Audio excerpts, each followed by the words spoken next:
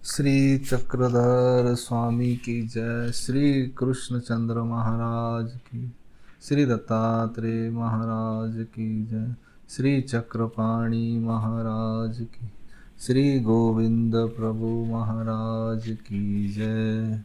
फलटन और द्वारावती लीला दर्शन यह हम देख रहे हैं। दूसरा वीडियो अब इसमें है कल युगात श्री चक्रपाणि प्रभु से अवतार कार्य।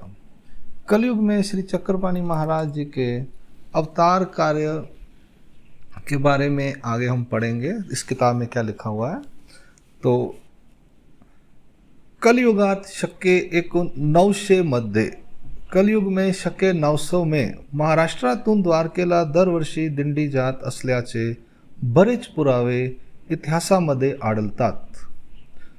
यानी कह रहे हैं कलयुग के शके 900 में महाराष्ट्र से द्वारका को हर साल यात्रा जाती थी, ऐसा बहुत सा इतिहास में इसके प्रमाण पुरावे मिलते हैं।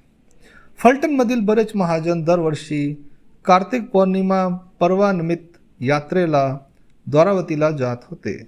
फलटण से बहुत से महाजन हर साल कार्तिक पूर्णिमा को पर्व के निमित्त यात्रा के लिए द्वारका को जाते थे।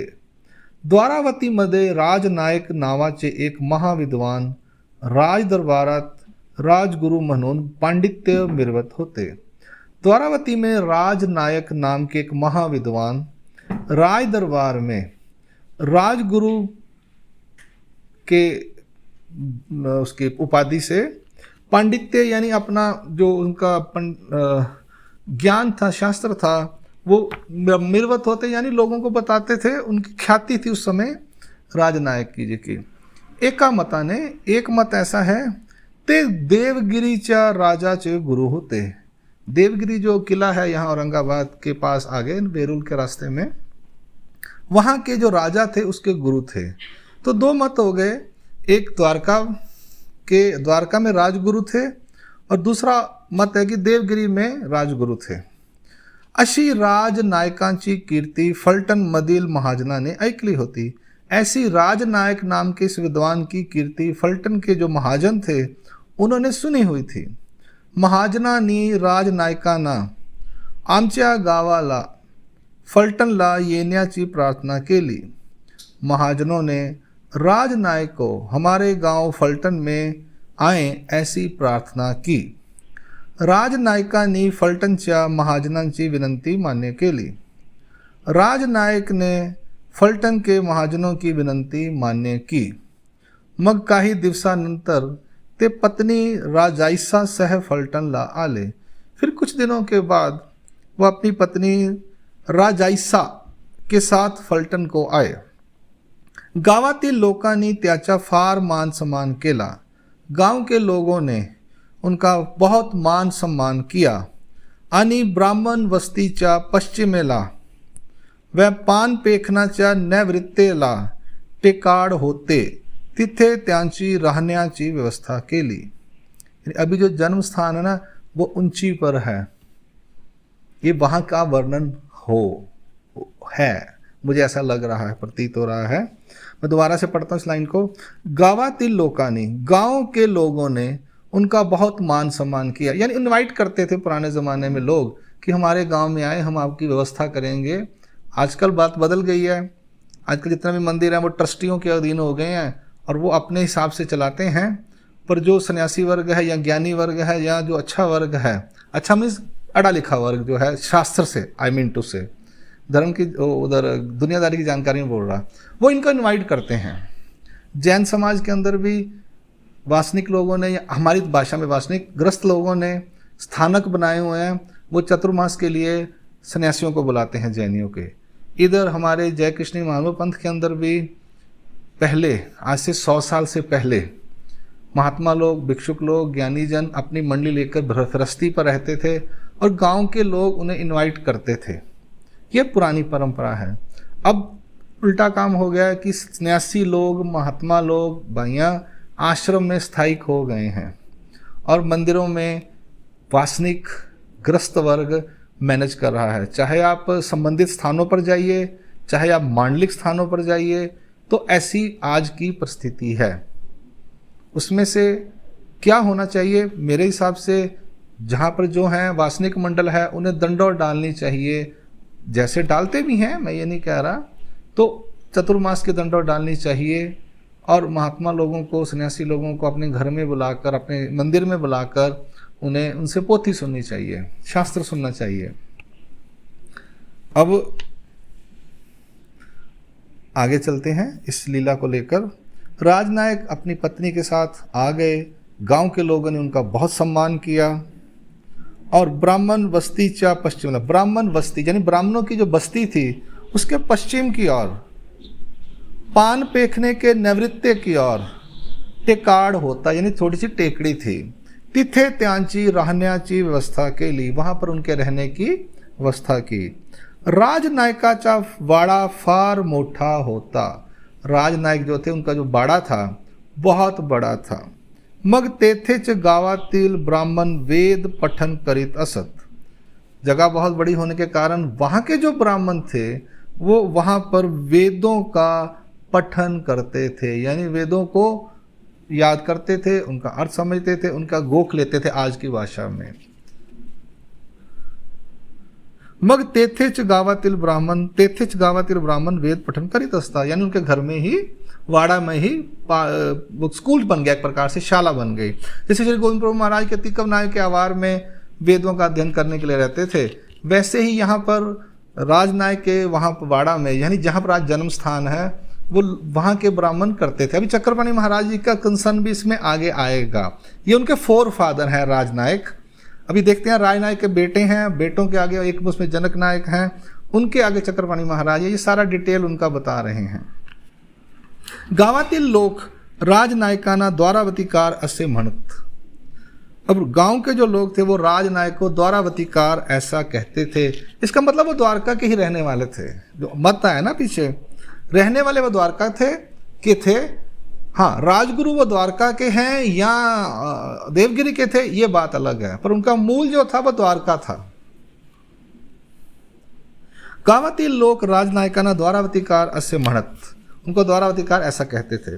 त्या वाड्यात राजनायक राजायसाला 7 पुत्र झाले, उस वाड़े में राजनायक और राजायसा को 7 बेटे हुए। कितने?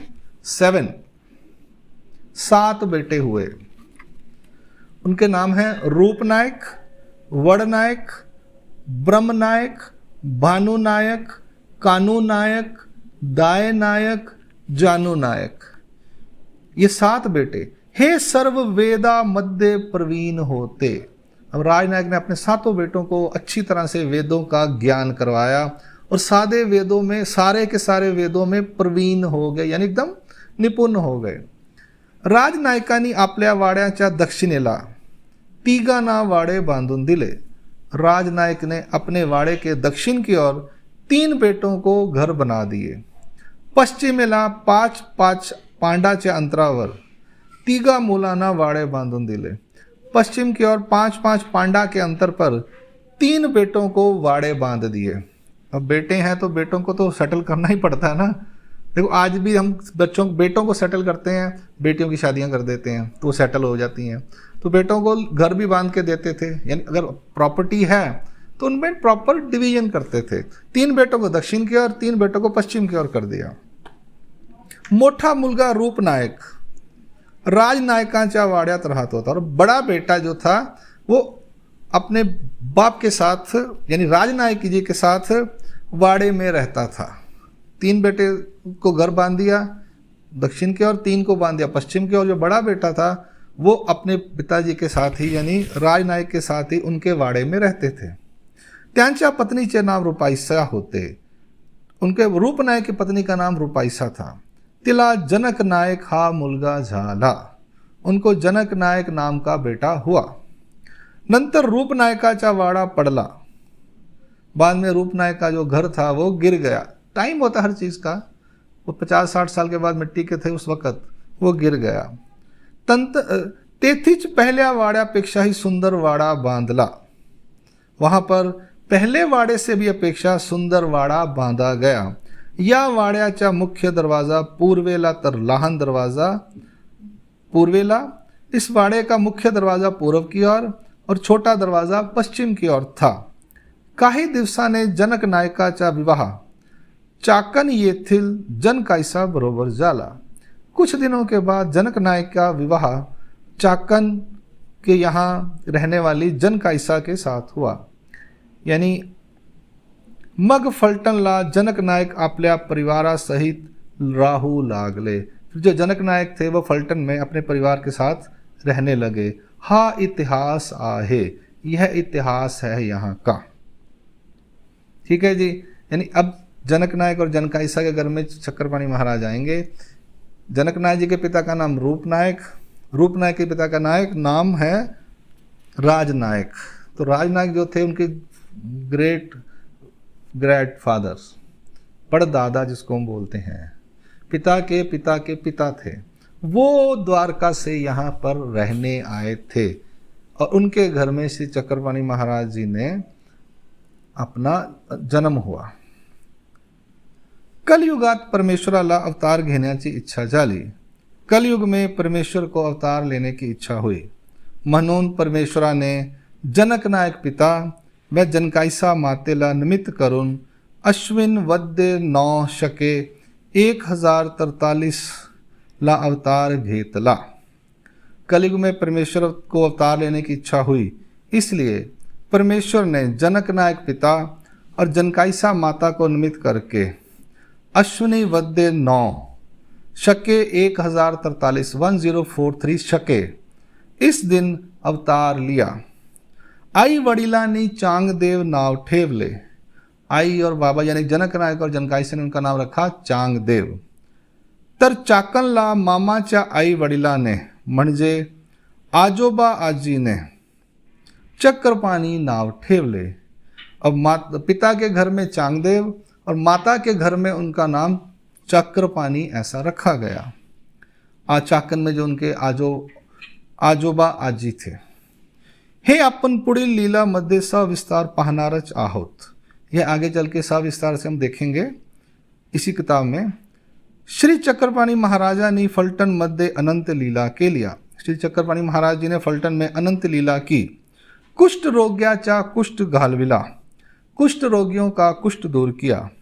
बालकाची ब्रह्मग्रहापासून सुटका केली. बालकों की भूत बाधा से छुटका किया. मुक्याला वाचा दिली. मुके को गूंगे को वाचा दी.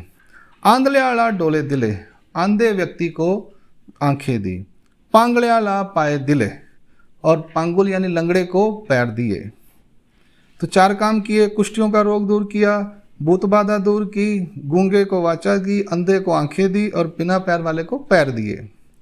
11व्या शतकात श्री चक्रपाणी प्रभूंच्या रूपाने परब्रह्म परमेश्वराने अवतार धारण करून सत्य धर्माची पुनर्स्थापना केली. यानी 11वें शतक में श्री चक्रपाणी महाराज के रूप में परब्रह्म परमेश्वर ने अवतार धारण करके सत्य धर्म की दोबारा से स्थापना की. नास्तिकता संपवून आस्तिकताचे ध्वजा उभारली. नास्तिकता को खत्म करके आस्तिकता का झंडा फहराया. फलटणला ऐतिहासिक परंपरा आहे. फलटण को ऐतिहासिक परंपरा है. अब अभी करंट की बता रहे हैं वो, अब आगे चलकर महाराष्ट्राच्या इतिहासात मानाचे स्थान असणारे श्रीमंत राजनायक निंबाळकर यांची ही राजधानी. वहाँ पर आपको राजमहल की तरह एक बैंक ऑफिस दिखेगा, तो वो उनका महल था. त्यांच्या संस्थानामध्ये राजे निंबाळकर जो थे उनके संस्थान में फलटण सहित 84 गांव इकट्ठे थे. वह आज ही त्यांचे घराण्याचा सर्वत्र मान राखला जातो. आज भी उनके घर का मान सभी जगह रखा जाता है. आज भी है निंबाळकर, वो MP वगैरह हैं शायद मेरे ख्याल से, MP MLA उसका है उनका. अभी भी बाड़ा उनका जो महल है, जब हम जाते हैं तो वहाँ दिखेगा आपको बिल्डिंग चौक के अंदर. फलटण आज तालुक्याचे गाव आहे. फलटण आज तालुका का गाव है. येथील राम मंदिर व राजे नायक निंबाळकरांचा वाडा प्रसिद्ध है. यहाँ का राम मंदिर और राजे नायक निंबाळकरों का वाडा प्रसिद्ध है, देखने लायक है उसका वास्तु. फलटणच्या दक्षिणेस डवळागिरी डोंगर. फलटण के दक्षिण की ओर डवलगिरी पर्वत, पूर्व शिखर शिंगनापुर, पूर्व की ओर शिखर शिंगनापुर, पश्चिम में तरड़गांव, पश्चिम की तरफ तरड़गांव, उत्तरेस नीरा नदी है, उत्तर में नीरा नदी है. हा परिसर जसा ऊसाच्या हिरव्यागार फळांनी सुजलम सुफलम बनलेला आहे, तसा मठ मंदिरांनी, आश्रमांनी व परमेश्वर चनांकी स्थानांनी पवित्र झालेला आहे. यह परिसर जैसे गन्ने, ऊस की हिरव्यागार फळांनी, बड़े बड़े झाड़ों से, फसलों से भरा पड़ा है, क्योंकि नदी है ना, नीरा नदी. उसी प्रकार से मठ मंदिरों से, आश्रमों से, परमेश्वर चनांकित स्थानों से पवित्र हुआ है, क्योंकि यहाँ पर फलस्त ऋषि ने यह नगरी बसाई थी. रिदपुर जो था वो जमदाग्नि ऋषि ने बसाया था, फलस्त ऋषि ने यह बताई थी. तो ये दो नगरियाँ आज भी हमारे ईश्वर धर्म में हैं. फलस्त ऋषि फल्टन, जमदाग्नि ऋषि रिदपुर. रिदपुर यानी उनका ब्लड का जो रुधिर का था, जो दत्तात्रेय महाराज की लीला है, वो परशुराम के वाहन वाली या राजा वाली, वो रुधिरपुर यानी ब्लड की वजह से उसका नाम रिदपुर पड़ा हुआ है. फलटण बाण गंगा नदीच्या दक्षिण काठी आहे.